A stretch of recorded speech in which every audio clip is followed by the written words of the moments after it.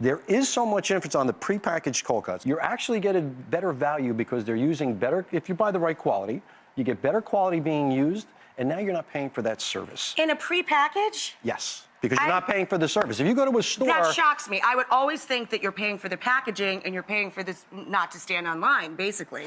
I always feel like I get a much better product when it's sliced fresh, and I can see, oh, this salami compared to that salami. You really? No, yeah, absolutely. Okay. Listen, you go to a lot of the stores, they have an in-store pre-sliced for that reason, so you're not waiting. I gotcha. Right? And again, it's that same piece that's back there that they're making those packages from today, except now you're not paying for that. Today, everything's about the labor. You know, it all driving the price. Don't tell my mother. If she saw me bring that home, I'd be out. Anyway, I did not know that. Great. Yes, absolutely. Now, what about cheeses? Another thing I would never pre-slice. Well, again, if you're buying I feel like just I'm not getting enough value there, that I'm overpaying for packaging and for it to be portioned. Because of convenience today, every one of even the high-end producers is making that package. Okay. I mean, you get Alpine laced already packaged in the you know, all the top brands now do that for that convenience because they were losing sales otherwise. What about guidelines for how much to buy for cold cuts? I feel like a lot of people get lost there if they're having 20 people over versus, you know, 6 people. Yeah, a sandwich isn't the same as like a burger, so you're not going quite as heavy as that. So a pound of meat, cold cut, will do 6 to 7 sandwiches. Really? Yes. Where a Not in pound my of, family. a pound of cheese, where a pound of cheese is like 10 to 11. £1/4 per person. Like I wouldn't It's want more like 3 the ounces. burger, and it's not, because the sandwich usually putting a lot more to it. So again, it's that combination. And the way you put that sandwich together, you very well know, it's that blend of those flavors together where I wouldn't put... All right, if you're giving me a lot of cheese, I'll accept 3 ounces of meat. How about that? That's fine. Okay, a pound of cheese, you feel you're gonna get 10 out of, huh?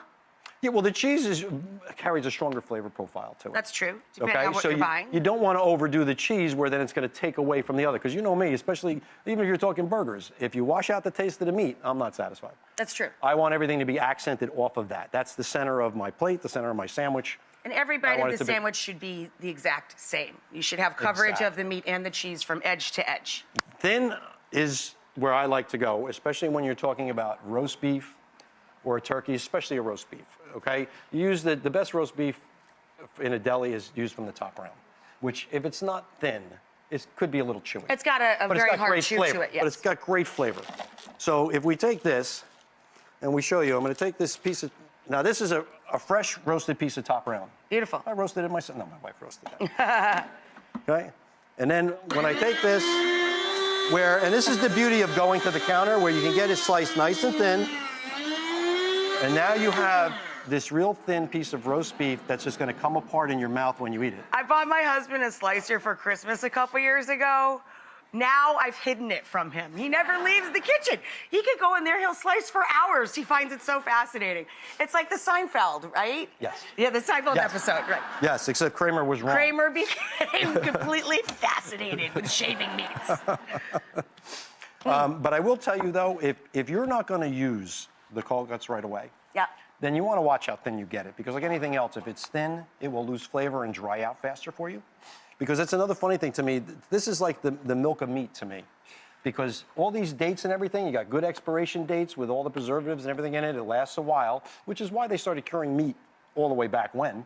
But now, if you're not going to use it right away and you get it too thin, it will lose flavor. So if you were going to use it later in the week, you might want to cut a little bit thicker. A little more on the thicker So it side. holds a little more of the flavor for, you know, by the time you get to it. The other thing is, again, people don't realize that these dates, it's in a perfect world.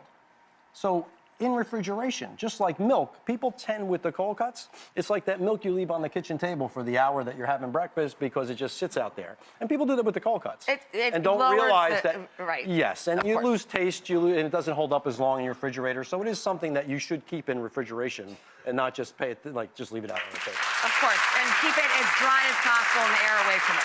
Yes. Any final tips for us?